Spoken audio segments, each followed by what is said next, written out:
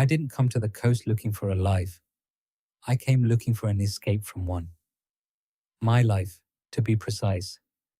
A neat, ordered, and suffocatingly quiet existence in a city that hummed with a million lives that were not my own. My apartment was a testament to control, books alphabetized, pillows symmetrically arranged, a place for everything and everything in its place. It was a fortress built against the chaos I felt churning inside me, a silent, frantic bird beating against the cage of my own ribs. This vacation was supposed to be an extension of that control. 2 weeks in a remote cabin, just me, my laptop, and the sound of the ocean. A prescribed dose of solitude. The cabin was one of a handful, clinging to a cliffside like barnacles to a ship's hull. It was rustic, smelled of salt and old wood, and was utterly perfect for my purpose, which was essentially to be alone, but in a more scenic location. My routine, my armor, traveled with me. I woke with the sun, worked on my graphic design commissions until noon, walked the beach, and then retreated back into my shell. I measured my days in keystrokes and tides.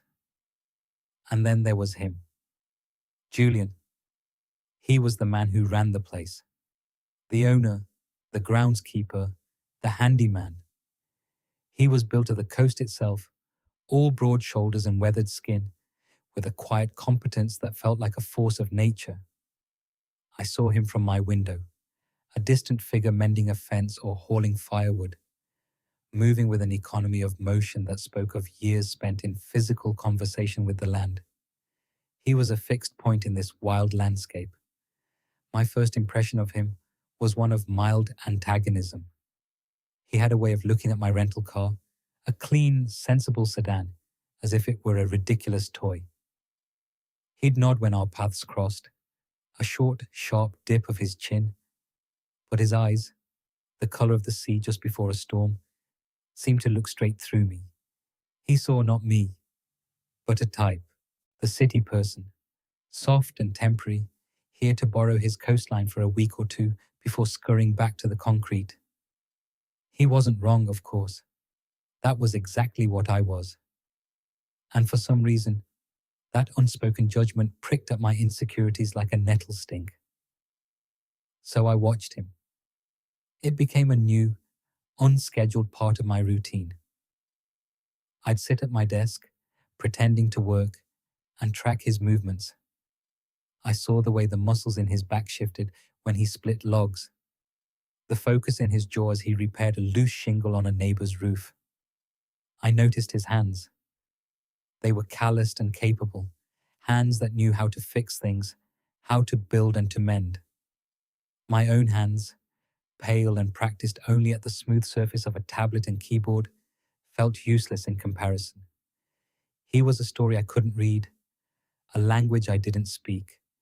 He was confident, grounded, everything I was not. He existed in the physical world, while I lived almost entirely inside my own head. The distance between us wasn't just the 100 yards of windswept grass that separated my cabin from his small house at the edge of the property. It was a chasm, a fundamental difference in the way we moved through the world. And yet, I couldn't stop looking across it, this strange, unbidden longing taking root in the barren soil of my carefully curated solitude. A longing for what? I didn't dare to ask myself. My fortress of routine had a crack in it, and his name was Julian. For the first week, this was our entire relationship. A silent observation from afar, a brief, impersonal nod, the exchange of cash for a bundle of firewood, his calloused fingers brushing mine for a split second, a jolt of unexpected heat that I spent the rest of the evening over-analyzing. It was nothing. It was everything.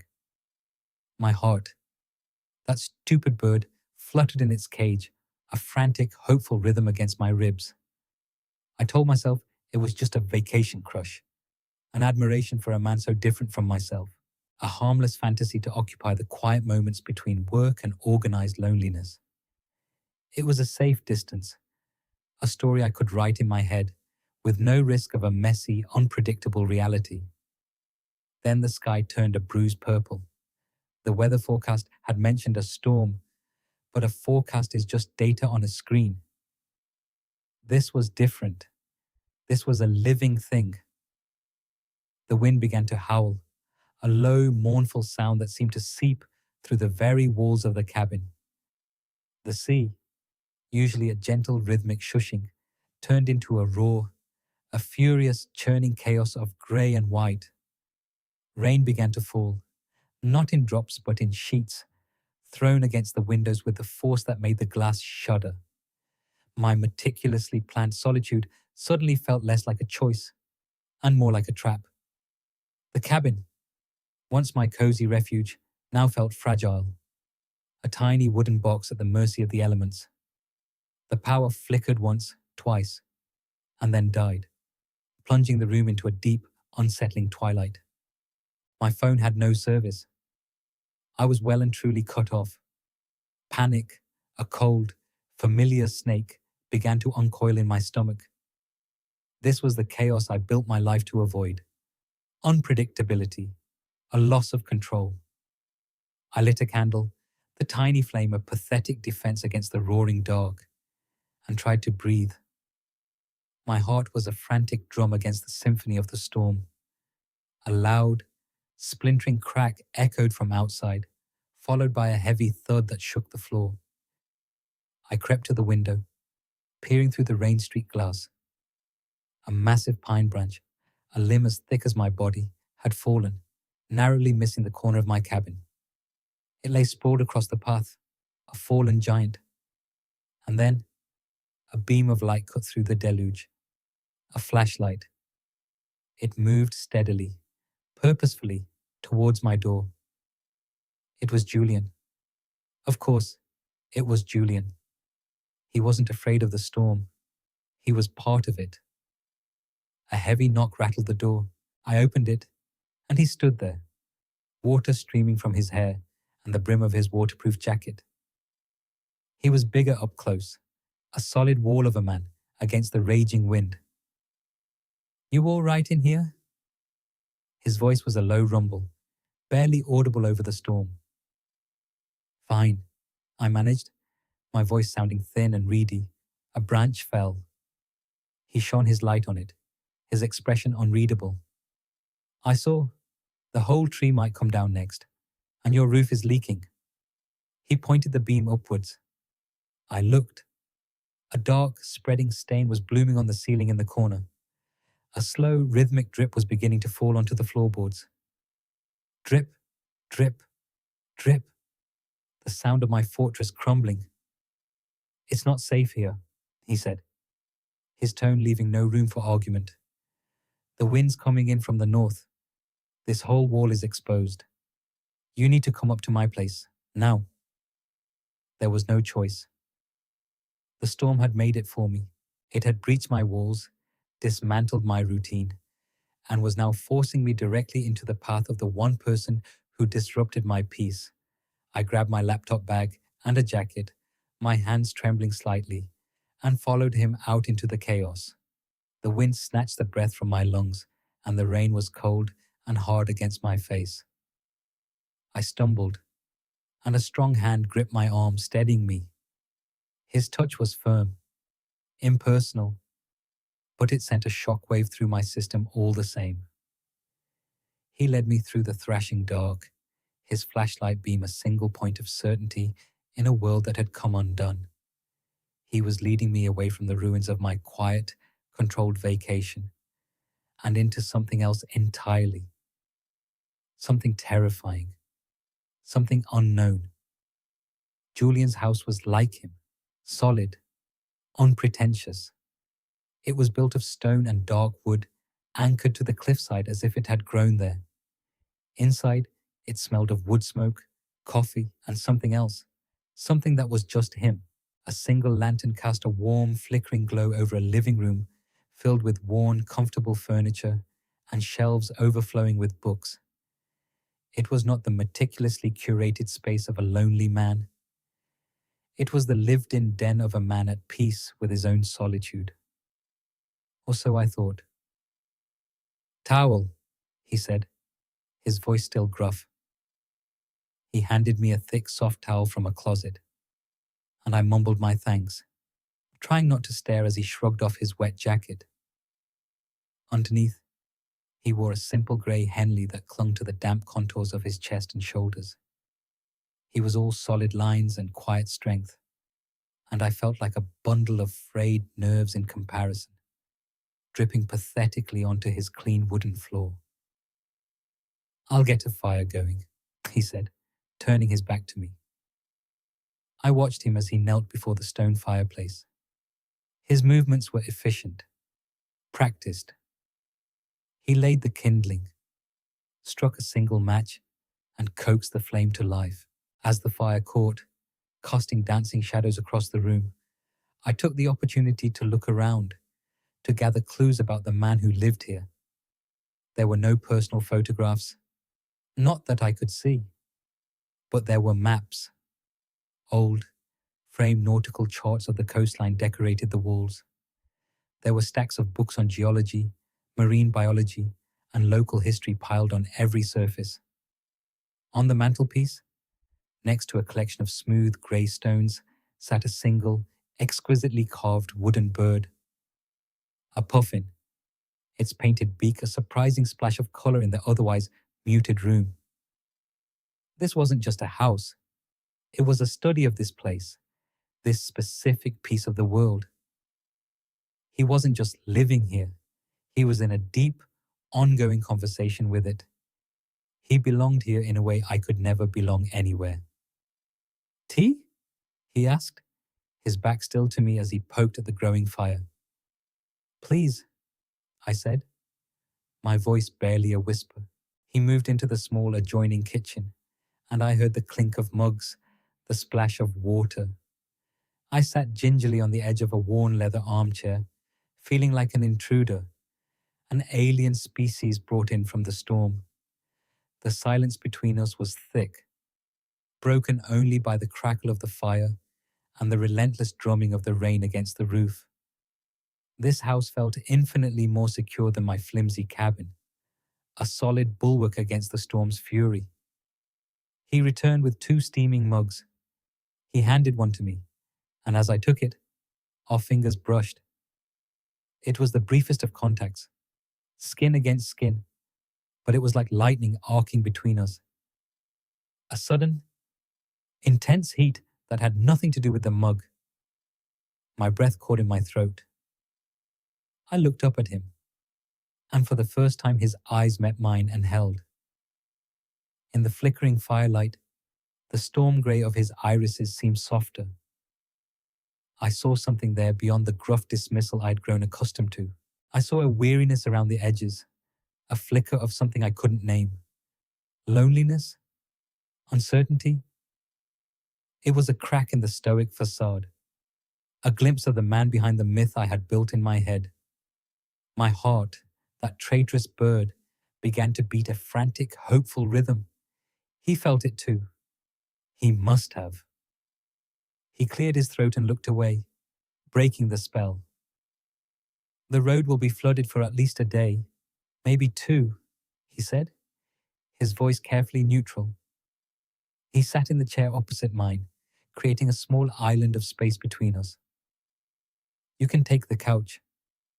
"Thank you," I said, cradling the warm mug in my cold hands. "For this, for everything."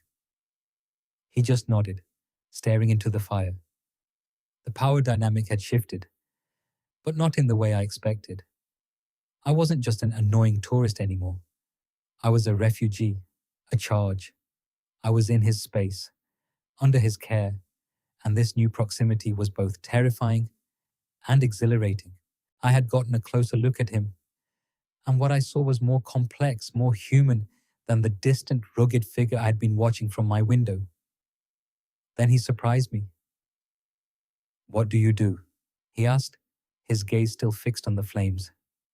"Back in the city?" The question was so simple, so direct. "I'm a graphic designer," I answered. "I mostly work from home." Hence I gestured vaguely, indicating my solo trip. He grunted, a sound that could have meant anything. Stare at a screen all day? It wasn't a question, but a statement, a judgment. My defensiveness flared. It's not just staring, it's creating things. It's complicated. Everything's complicated in the city, he said, a hint of something bitter in his tone. That's why I left. That was the first real crack. He wasn't from here. He had chosen this place, just as I had chosen to flee my own. He had a before. The thought was a revelation. It leveled the playing field in a way I hadn't anticipated. He wasn't a native god of the coastline. He was an immigrant, a transplant just like me. You're not from here? I asked, unable to keep the surprise from my voice. He finally turned his head and looked at me, a wry, humorless smile touching his lips for a second. Does that surprise you? Figured I grew out of the rocks like a limpet? The small, self-deprecating joke disarmed me completely. Something like that, I admitted, a real smile forming on my own face. You seem to fit. I work at it, he said, his expression turning serious again. He looked down at his hands, turning them over as if examining a tool. This place, it demands it. You can't be a tourist here for long. You either become part of it, or it spits you out. The storm raged outside, a wild and violent force. But inside by the fire, a different kind of turbulence was beginning to subside. The silence that returned was no longer thick with unspoken judgment. It was softer, more contemplative, more, we were two solitary men, trapped by a storm, who had just discovered they might speak a similar language after all. The language of escape, the language of seeking a place to belong. And in that small shared space, with the world washed away outside, I felt a dangerous seed of hope begin to sprout in the wreckage of my solitude. The hours bled into one another, marked only by the fire sinking to embers and the undiminished fury of the storm. We talked. Not about anything profound at first. We talked about books we'd read, the strange habits of the local seabirds, the best way to make coffee on a stovetop. It was a slow, careful dance of discovery, each of us offering small, safe pieces of ourselves. I learned that the carved puffin on the mantel was his, a hobby he'd picked up during the long, quiet winters. He learned that I had a ridiculous encyclopedic knowledge of old science fiction films. He showed me a scar on his forearm, a jagged white line from a fishing accident years ago. I told him about the time I'd tried to build my own bookshelf and ended up in the emergency room. We were mapping each other's minor territories, finding common ground in our small histories of failure and survival. The lantern light softened the hard angles of his face, pooling in the hollows of his collarbones, catching in the rough texture of his unshaven jaw. The intimidating presence I had observed from afar dissolved into something much more vulnerable, much more human. He wasn't just strong, he was tired. I could see it in the lines around his eyes, in the way he held his shoulders, as if carrying a weight I couldn't see. Why here? I asked, my voice softer now, braver. What did you leave behind? He was silent for a long time, staring into the heart of the glowing embers. The firelight cast his expression in stark relief, a landscape of shadow and light. When he finally spoke, his voice was a low murmur, almost lost beneath the sound of the rain. A life that wasn't mine, he said. A corporate job, a corner office with a view of other office buildings. A woman who loved the idea of me more than the man I actually was. He paused, taking a slow breath. I was suffocating. Every day, I felt like I was holding my breath, waiting for something to happen. Then I realized nothing would happen unless I made it. So I sold everything, bought this place, and learned how to breathe again. His confession hung in the air between us, a raw and honest thing. It was my own story, told in a different dialect, the same fortress, the same suffocation, the same desperate escape. A profound sense of recognition washed over me, a current pulling me closer to him. He wasn't my opposite. He was my reflection. I know what that feels like, I said, my own voice thick with an emotion I couldn't name. Feeling like a ghost in your own life. He looked at me then, really looked at me. His gaze was intense, searching. It felt as if he was seeing past the anxious city dweller, past the tourist, and into the caged, frantic thing in my chest. He saw the bird. He saw me. "What are you running from, Leo?" he asked, using my name for the first time. The sound of it on his lips was an intimacy I wasn't prepared for. It undid me. The last of my defenses crumbled, washed away by the storm inside and out. Myself, I think, I admitted, the truth of it landing with a heavy, painful thud in my own gut. I built this perfect, quiet, empty life, and I'm terrified of anyone messing it up. But I think I'm even more terrified of dying in it. The space between us seemed to shrink, the air growing thick and charged. The entire world had been reduced to this small circle of firelight, to the sound of our breathing and the beating of my own heart. He didn't say anything.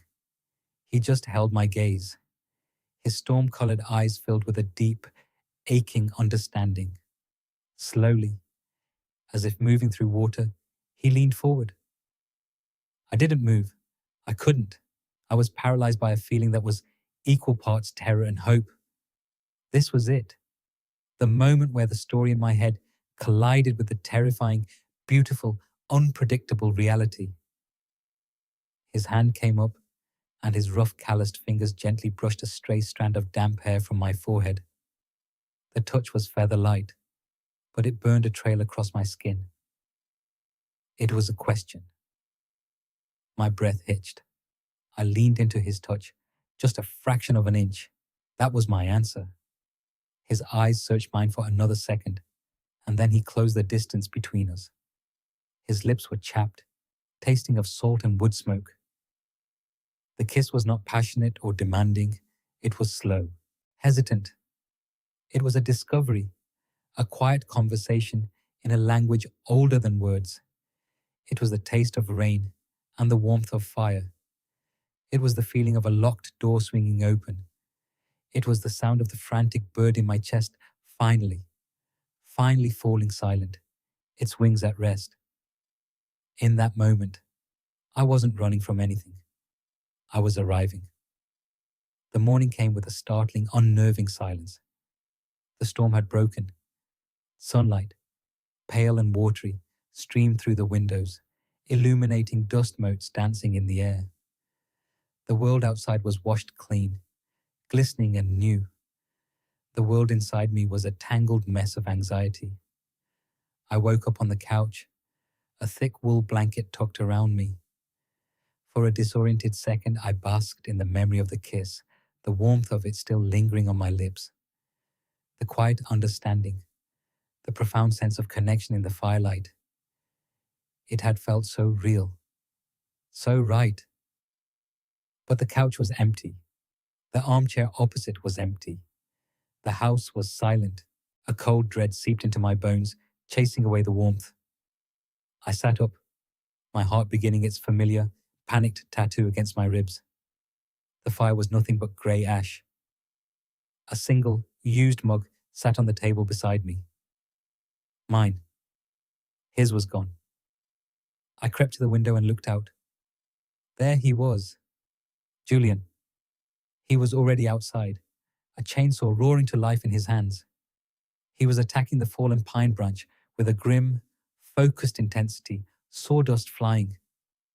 His body was tense, his movements efficient and angry. He was back in his armor. The walls were up. The gruff, distant stranger from the first week was back, and the vulnerable man from the night before was nowhere to be seen. My stomach plummeted. It was a mistake. Last night was a mistake. A flicker of candlelight, a moment of shared loneliness, a stupid, impulsive act born of the storm's strange intimacy. He regretted it. Of course, he regretted it. What was I thinking? I was a tourist, a temporary problem to be managed. I was a leaky roof, a fallen branch, and now that the storm was over, he was cleaning up the damage. I was part of the damage. The self-recrimination was a bitter flood. I was an idiot, a hopeful, naive idiot. I had mistaken a moment of shared humanity for something more. I had projected all my own lonely fantasies onto him, and he had probably just been kind. Or worse, maybe he was just as lonely as I was, and had acted on an impulse he now found embarrassing. I retreated from the window, my whole body flushing with shame. I had to get out of there. I couldn't face him. I couldn't bear to see the polite dismissal, the awkward regret in his eyes. I folded the blanket with painstaking precision, placing it exactly in the middle of the couch cushion. A desperate, pathetic attempt to restore order, to erase my presence. I scribbled a quick, cowardly note. "Thanks for everything. I'll be out of your way as soon as the road is clear," and left it on the kitchen counter. Slipping out the back door felt like a retreat from a battlefield. I picked my way through the debris-strewn path back to my cabin, my heart a leaden weight in my chest. The leak in the corner had created a significant puddle, and the whole place felt damp and cold. It was no longer a refuge.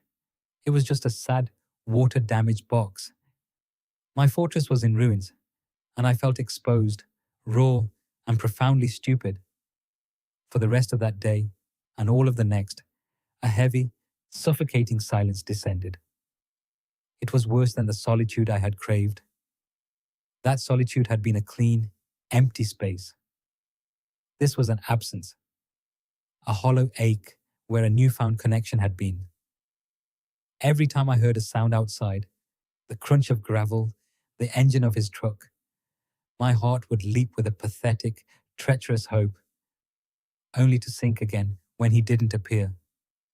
I watched him from my window, a voyeur of my own heartbreak. He worked relentlessly, clearing paths, checking roofs, his body a constant, purposeful motion. He never looked in my direction. It was a deliberate avoidance, a clear and painful message. We were back to being strangers, but it was 1,000 times worse now, because we weren't.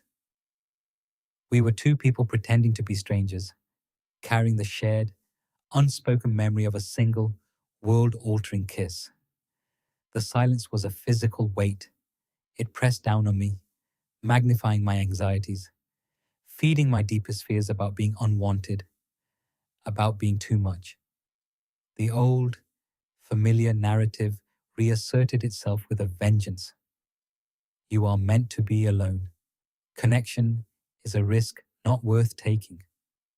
See what happens when you let someone in. They leave. By the morning of the third day, the roads were passable. A neighbor in a large truck had confirmed it.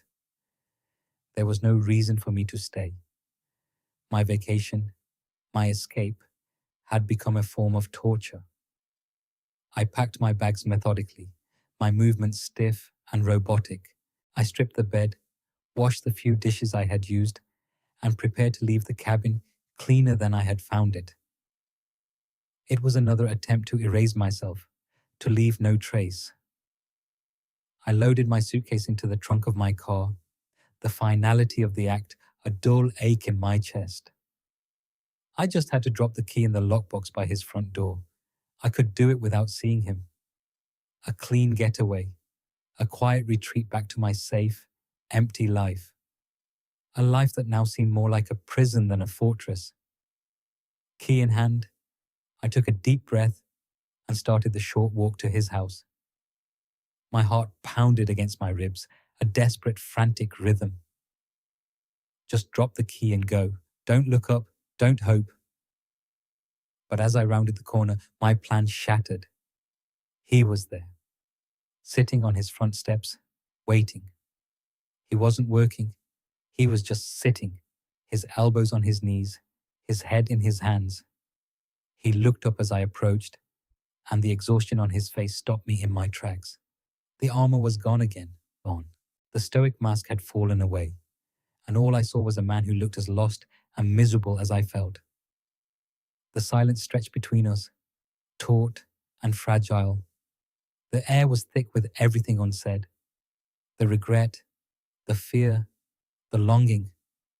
It was all there, hanging between us like a morning fog. I was supposed to leave. I was supposed to run, but I couldn't. My feet were rooted to the spot. I just stood there, clutching the key in my hand, my carefully constructed escape plan dissolving into nothing. He stood up slowly, his movements weary. He took a step towards me, then another. He stopped just a few feet away, close enough that I could see the conflict in his eyes, the deep, churning sea of his uncertainty. "You're leaving," he said. It wasn't a question. It was a statement of defeat. My throat was tight. I could only nod.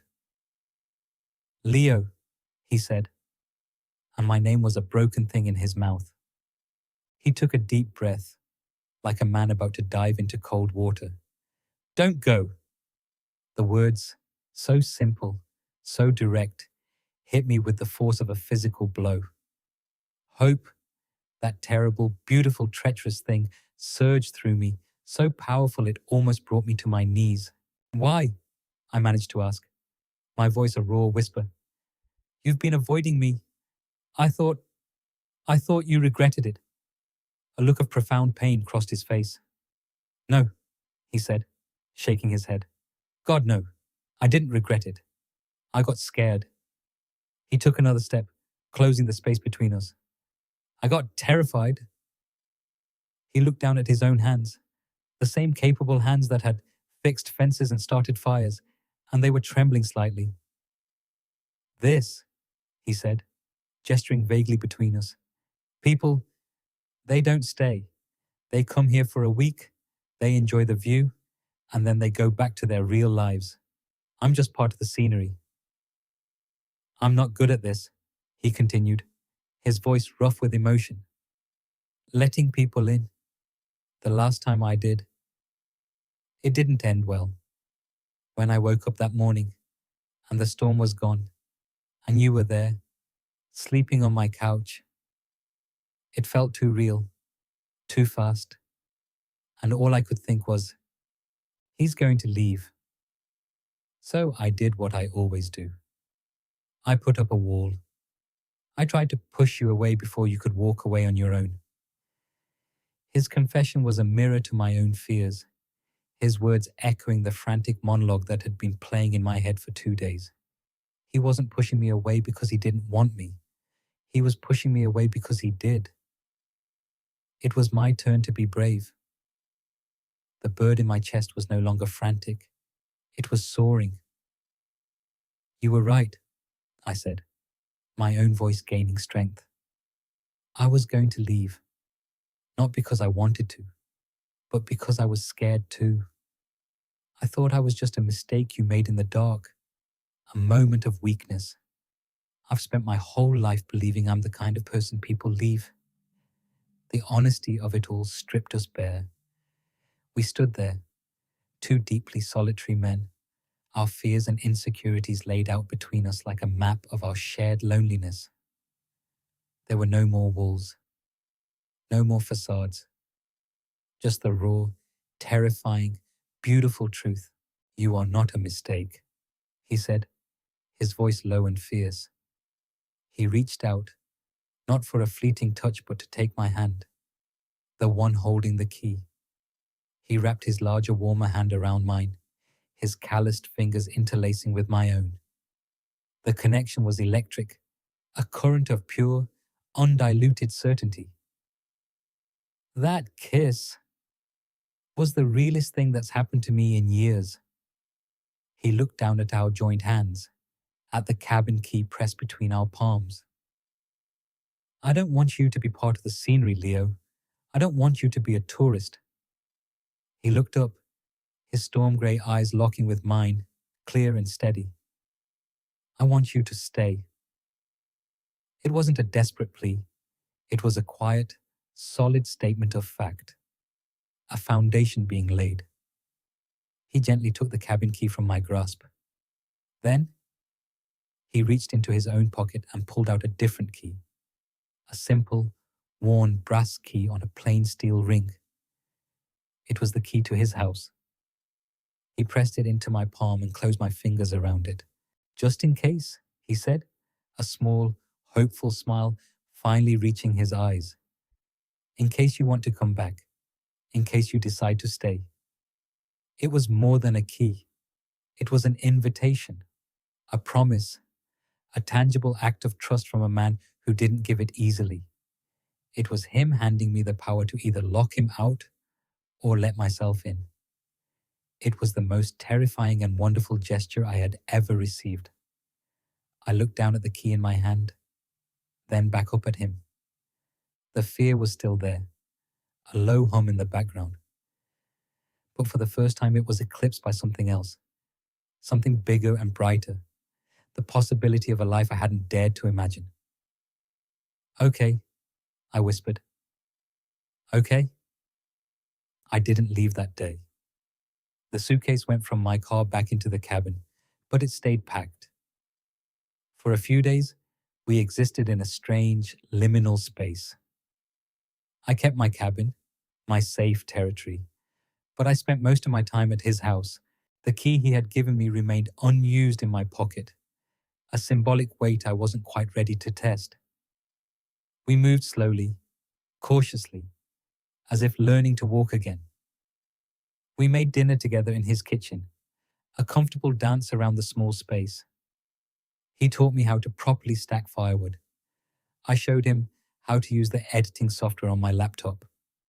And he watched, fascinated, as I brought a client's logo to life. We were integrating our worlds, bit by bit. One evening, sitting by the fire, the same fire that had witnessed our first kiss, I watched him carve another piece of driftwood. His hands, which I had once seen as merely capable, were now instruments of delicate creation. Under his patient guidance, the shape of a seal began to emerge from the wood.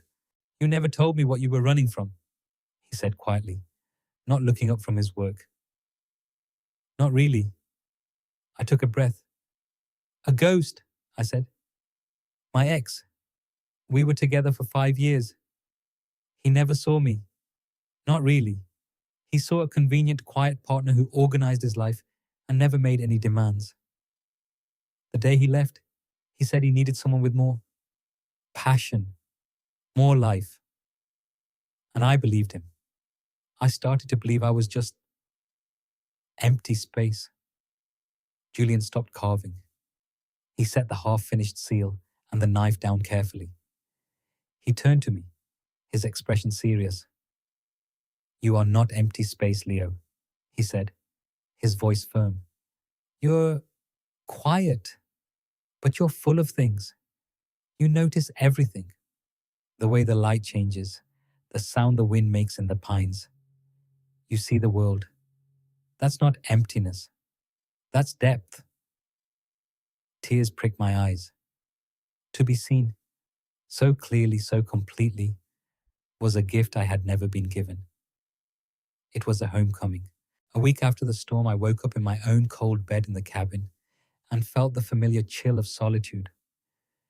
But this time, it was unbearable. The silence was no longer peaceful. It was a void. I got up, dressed in the pre-dawn gloom, and walked the path to his house. I stood on his porch for a long moment, my heart hammering. I took the key from my pocket. It felt warm in my hand. With a trembling breath, I slid it into the lock. It turned with a soft, satisfying click. I let myself in. The house was quiet, filled with the soft light of early morning. I found him in his bed, asleep. I slipped under the covers beside him. He stirred, and his arm came around me instinctively, pulling me close. He smelled of sleep and wood smoke. He felt like home. "You're here," he mumbled, his voice thick with sleep. "I'm here," I whispered back, pressing my face into the warmth of his chest. And that was it. I never slept in the cabin again. My suitcase was unpacked, my clothes finding their way into his drawers, my toothbrush taking up residence next to his. My laptop found a permanent corner on his big wooden desk. My life, my quiet, ordered, solitary life, began to merge with his. We built a new routine together. We woke with the sun, made coffee, and sat on the porch watching the sea. He would go out to do his work, and I would sit at the desk and do mine, the sound of his saw or hammer a comforting backdrop to the click of my mouse. We were two solitary creatures who had found a way to be alone, together. The fear didn't vanish overnight. There were still moments of panic, whispers of the old anxieties, moments where I expected him to push me away, or moments where my own instinct was to retreat into my shell. But each time, one of us would reach out, a hand on the shoulder, a quiet question. "You okay?" And the fear would recede, like the tide going out. We were learning to trust the ground beneath our feet. I look back now at the man who arrived here, the man who measured his life in neat, symmetrical patterns and was terrified of a single thing out of place. He seems like a stranger to me, a person from a black and white photograph. I came here seeking an escape, a temporary reprieve from a life that was slowly suffocating me. I thought solitude was the answer, a stronger fortress with a better view. But I was wrong. The answer wasn't a better cage. The answer was someone with a key, someone who wasn't afraid of the storm, inside or out. Julian didn't just give me a key to his house. He gave me a key to a life I was too afraid to live, a key to a version of myself I didn't know existed. He was the beautiful, unpredictable, chaotic storm that washed my old world away and left something real and vital and gloriously messy in its place. He was the plot twist I never saw coming, the story I didn't know I was desperate to write. And our new life, this quiet, shared existence on the edge of the world, is a life I no longer want to escape from. It's the one I was running towards all along. Have you ever had a moment in your life that completely changed your direction? A storm that wrecked your plans only to set you on a better path? I'd love to hear about it in the comments below. Your stories remind us that sometimes getting lost is the only way to find your way home. And if you enjoyed our story, please consider subscribing for more tales of love, loss, and the unexpected journeys that define us.